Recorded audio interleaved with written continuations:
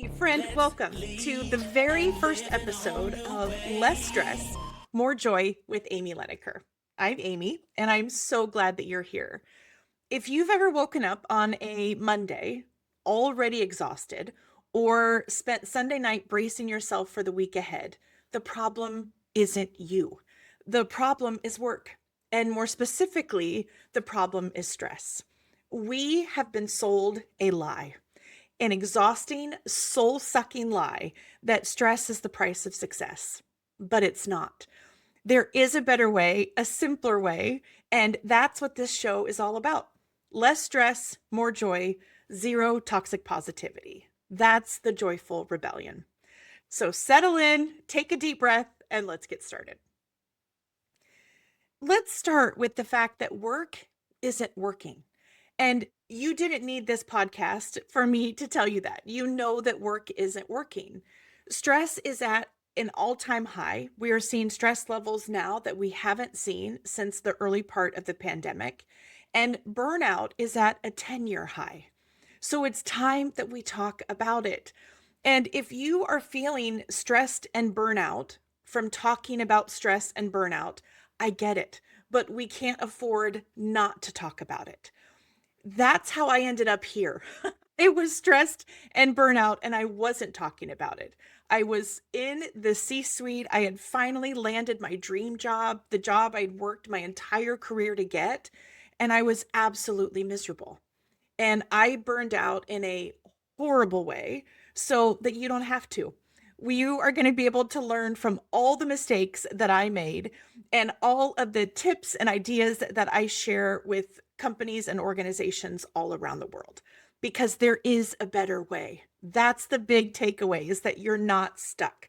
We don't have to be stuck in stress. We don't have to be stuck in burnout.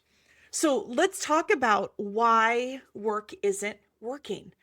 I work with teams and organizations every single day who are tired of talking about stress. They are tired of talking about burnout, but we cannot afford to be tired of talking about it. We've got to do something different because work isn't working. One of the reasons I believe it's happening is that many of us, myself included, have never been taught about the different kinds of stress. There are really distinct kinds of stress, some that are helpful, some that are harmful. And if we don't understand that, if we don't have a shared language to talk about that at work, we end up in situations where a leader, and this just happened about 2 weeks ago with a team I was working with, a leader said, stress, it's good. Stress helps me be better. Well, yeah, some stress does, but that's not the kind of stress your team is talking about. So let's take a few minutes and let's dive into what are the different kinds of stress and why you have to understand the differences. The first kind of stress is called eustress. It's the good kind. It's the kind of stress that that leader was talking about. It's the kind of stress before you give a big presentation, or the kind of stress before a race that you've been training for. It's that little surge of energy that helps you do the thing you're trying to do. And here's the thing about eustress. It improves your performance. It gives you energy. So when that leader was telling their team, I don't know what the problem is, that's because they were talking about this kind of stress. Stress that gives you energy, stress that helps you perform better. But there's a different kind of stress, and that's distress. While eustress gives us energy and helps us perform, distress does the exact opposite. It makes our energy go down. It makes our performance less. When we have distress for long periods of time, it shifts into chronic stress. That's the problem. There's acute stress, which is short term. Maybe you have to go into a one-on-one conversation and you know it's going to be awkward. You've been putting off the conversation for weeks. You've got to share some feedback with a team member that you really care about, and you have no question that it's going to be a hard conversation. That's acute stress. It's short term. You're going to have the conversation and then you're going to be able to move forward. We're wired for acute stress. As humans, we can handle acute stress. We can handle something short term and move on. But what's happening in so many workplaces and in the vast majority of teams that I work with is they're experiencing chronic stress. Chronic stress is where it never calms down. Chronic stress is where your fight or flight has been activated and you're staying activated. You're never actually getting that break. You're never getting the lull in between. There are so many problems with chronic stress, not to mention the health outcomes, which are significant. And it also makes it harder for us to think clearly. Chronic stress makes it harder for us to listen, and it makes it harder for us to retain information and make decisions. I'm a certified mediator. I specialize in workplace conflict, and I have sat in thousands of hard conversations trying to facilitate folks through some of the most difficult work conversations they're ever going to have. Chronic stress is there. Chronic stress is at a seat at the table because by the time folks get to mediation, by the time folks say, I have done everything I know how to do, I've used every tool I've got in the toolbox, and I need to bring in someone from the outside to help me. By the time that happens, chronic stress is running the show. And it's really difficult because it's challenging to even hear what the other person is saying. It's challenging to even remember what you agreed to. All of that to say, if you have not talked about the different kinds of stress on your team, do it. And if your team thinks it's weird, if they think it's strange, and they might, then you can blame it on me. Blame it on me that you listen to this podcast and now you're going to talk about the types of stress as a team, because I guarantee you it will shift how the team works. And it means you won't have a conversation that I had just a few weeks ago where that leader was telling the team, stress, it's good. If we have a shared understanding, then we can have a shared way of moving forward. Chronic stress. What's the big deal? The big deal is the significant outcomes that are the result of it. And it creates physical symptoms. You might experience it as headaches or anxiety or stomach aches or tension in your neck and shoulders that never seems to go away. You can see how chronic stress isn't just impacting individuals. You will see the ripple effect of chronic stress across entire teams and across entire organizations. The US Department of Labor shows that there are 4 things that happen when an organization is under chronic stress. And as you're listening to these 4 things, it's worth considering, are you seeing these in your workplace? Are you part of what's happening in your workplace? So the first one is that you'll see an increase in absenteeism.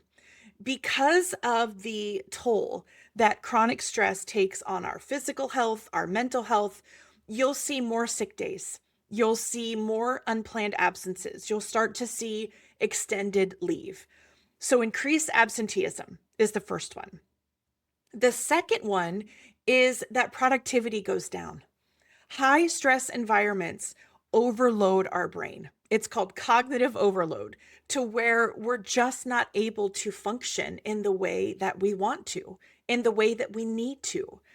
When there's chronic stress, you are going to see an increase in mistakes, and you're going to see a decrease in overall performance. This is one that I always tell leaders to watch for, because in hindsight, they'll see it. Hindsight is 2020. And after a member of their team burns out, or after a member of their team ends up with excruciating levels of stress, a leader will say, yeah, gosh, looking back, I do see it. I do remember when I started seeing them making mistakes that were not normal for them. So pay attention to just diminished productivity. The third one, and a scary one, is that you'll actually start to see workplace incidents, workplace accidents increase in your organization. And it's because our judgment gets clouded. It's because our reaction time starts to slow down. So you might actually see a physical manifestation of it. And then the fourth one, and this is the one that I get called in for most often. And I always tell myself my next job needs to be one where people call me after really good things happen. Like, hey, Amy, this amazing thing happened. We want you to come. We're now it's, we're in a crisis and we need you to come work with us. So this is the one I get called in for the most, which is that morale gets eroded. And chronic stress starts to chip away at engagement, and it starts to chip away at commitment. And what you end up with is you have leaders and employees and sometimes entire teams who are dissatisfied and they're disengaged. And once that happens, there is a ripple effect. We start to see conflict go up. You start to see communication and miscommunication all over the place. So when morale is starting to go down, when you start to see turnover go up, really good sign that there is chronic stress underway. So what can we do about it? That's the thing. We have to be able to name it. Of course, we've got to be able to pull our heads out of the sand and say, yes, stress is high, even if we don't want to talk about it. And yes, our folks are burning out, even if we are burnout from talking about burnout. But what are we going to do about it? And that's how we're going to spend our time together. That's the whole point of this podcast, is figuring out what we can do in a different way. Since this is our first episode, I wanted to take a minute to talk about what we are absolutely not going to do. There is a strategy that is deployed so often in times of stress.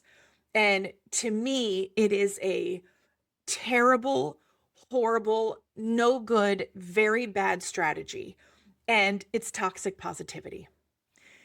This podcast is not about toxic positivity because unfortunately, we have been fed so much toxic positivity that actually ends up increasing our stress. Toxic positivity is when we are told either directly or indirectly to pretend as if everything is fine. You slap a smiley face sticker on it and you just keep going. It's a sweatshirt that says good vibes only when that's completely impossible to achieve. It's a mantra at work that says choose joy when you're working for a toxic manager. That's not what we're going to do here. We are not going to slap a smiley face sticker on systemic stress and pretend like it's okay. What we're going to do is we are going to balance what's really happening. We are going to confront the reality of what's really happening in your workplace and in all workplaces. And at the same time, not lose hope that things can get better. And it's the Stockdale Paradox, if you're familiar with that term. It's based on Admiral Stockdale, who was a prisoner of war, who attributes his ability to survive when so many others did not. He attributes his ability to survive by keeping that balance, that paradox of things are really difficult, and the belief that it's going to get better. The belief that things tomorrow are going to be better than they are today. And tomorrow may not mean literally tomorrow. If you are in a workplace and you are drowning in systemic stress, things may not be better tomorrow. Tomorrow might be a week away or a month away. Tomorrow might be having to take a new job away. But this paradox, this ability to hold both of those realities at one time, that's what we're going to do.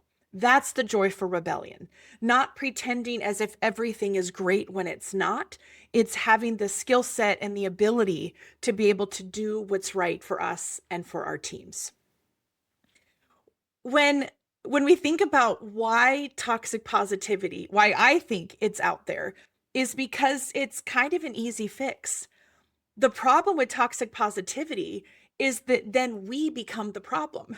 So I'm in a workplace and I am treated unfairly, and I've got a workload that's unsustainable, and I've got a coworker that makes my life a living nightmare. Well, in the spirit of toxic positivity, I become the issue. Now it's my problem that I'm not showing up in a positive way. It's my problem that I'm not showing up happy. Toxic positivity adds a layer of shame and blame that makes stress spread like wildfire. So if you see it in your workplace, if you see it in conversations you're having, if you see it on your social media feed, my hope for you is that once you see it, you can't unsee it. Start recognizing it for what it is and don't accept it. Don't accept the shame and blame that come with toxic positivity. Because the good news is we don't need it. We don't need it because toxic positivity has the exact opposite effect of what we want. And here's why. Emotions are contagious. And we have known this since the 60s, that emotions are contagious. And that is true for both emotions that feel good and for emotions that feel not so good. And stress isn't technically an emotion. Stress is a physiological reaction that happens. But we often talk about it as an emotion because there are so many emotions involved. If you've ever said, I feel stressed, well, what you are probably referring to is all of the emotions that come along with being stressed. Maybe it's overwhelmed or frustrated or sad or angry or whatever all of those emotions were. So even though stress isn't technically an emotion, it spreads like one because it's on the exact same neural pathways. It's why if you've ever worked, and I've done this, I'm wondering if you have too. If you've ever been in a workplace where there's a coworker who is always stressed out, just you can almost see them vibrating with stress. And then pretty soon the person that sits next to them is stressed. And then now it's the whole team until eventually they're just known as the stressed out team. That's what happens. It's this emotional contagion that happens when humans are together. The American Psychological Association calls anxiety the emotion of community. And what they mean by that is that very rarely can a human be feeling high levels of anxiety without other people around them picking up on it, either consciously or subconsciously. So if you've got a leader who walks into a room or who shows up in a Zoom meeting or on Teams and their face is red and their brows furrowed and their jaw is clenched and they're telling you everything is fine, it triggers a threat response in you because you know they're not fine. What they're saying and what you're seeing, what you're feeling are two completely different things. And now our trust goes down. Our trust in what they're saying goes down. That's emotional contagion. The good news is that positive emotions, they spread too, but they've got to be authentic. So if I show up, that let's say it's that same leader, we show up in a meeting and the leader is looking like they've got a resting face or a thoughtful face or you're not seeing any signs of stress, that spreads in the same way. Toxic positivity is such a problem because it's fake. It's not real. And so you've got this fake happiness, this fake joy that is spreading, but what's actually spreading is the inauthenticity. What's spreading is the lack of trust. And what's spreading is this belief of, I'm being told one thing and I'm seeing something else. And as humans, when we're told something and when we see something, we're going to go with what we see. It's why actions speak louder than words. We're going to go with what we're seeing that person do. If you're listening to this and you say, oh man, I think I've been doing this with my team. I think I have been using toxic positivity with my team. Please do not spend the rest of your day in shame or blame.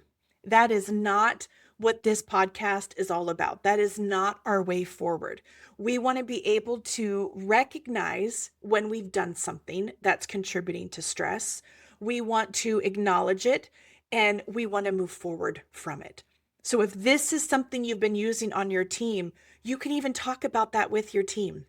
In that same conversation where you were talking about the 4 types of stress, you could even say, I think unintentionally, I've been using some toxic positivity. That is not my intention here. You can actually start to name what it was and what you want it to be instead. And I know this sounds awkward. If the thought of sitting down with your team and talking about stress and talking about toxic positivity feels awkward, I get it. I sit in hundreds of these conversations a year. You have to choose your awkward though, because you know what else is awkward? It's awkward to have an entire team facing unprecedented levels of stress and not telling their leader about it. What's awkward is when a leader thinks everything is fine and then they bring in someone like me to do team development. And I do interviews with team members who say they've never been less engaged at work. Or that I just did one recently where over half of the team was job searching. The leader thought everything was fine. We're just going to do a day of team development. We're going to go from good to great. Well, actually, no, half of your team is job searching. And they're job searching because the levels of stress on this team feel completely unsustainable. That's awkward. So, as awkward as it is to have conversations like the one we're describing, know that it's worth it. It's worth it because if you don't talk about it, you may very well have half of your team or even more that are ready for something else. So, with that, let's end on this idea of connection, because in this joyful rebellion that we are in together, connection is a huge part of it. Just recently, the American Psychological Association released their report about stress in America. And the title of their report was A Crisis of Connection. I love Brene Brown's definition of connection. There are dozens of definitions. I think hers is the most powerful one. It's the one that sticks to my heart. And Brene writes about it as the emotion that we feel when we feel seen, heard, and valued, when we can give and receive without judgment. That's how Brene defines connection. And if you imagine a workplace where you feel seen, heard, and valued, where you can give and receive without judgment, intuitively, we already know if that's going to be a workplace with less stress or more stress. You contrast that to being on a team or working for someone where you don't feel seen, heard, and valued, where you can't give and receive without judgment. Without that connection, your stress levels skyrocket. As humans, we are wired for connection. And so when we don't have it, when we're in this crisis of connection that report talks about, stress levels ripple. And they ripple through that emotional contagion that we talked about just a few minutes ago.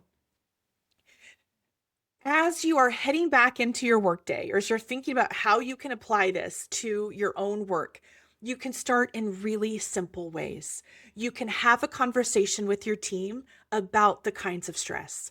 Talk about the differences. Talk about how eustress is the positive kind, distress is the negative kind. Talk about, as a team, are we having acute stress where it comes and it goes, or are we stuck in chronic stress? That's one thing you can do today. Schedule the meeting right now or add it to your next team agenda. We're going to talk about these 4 types of stress.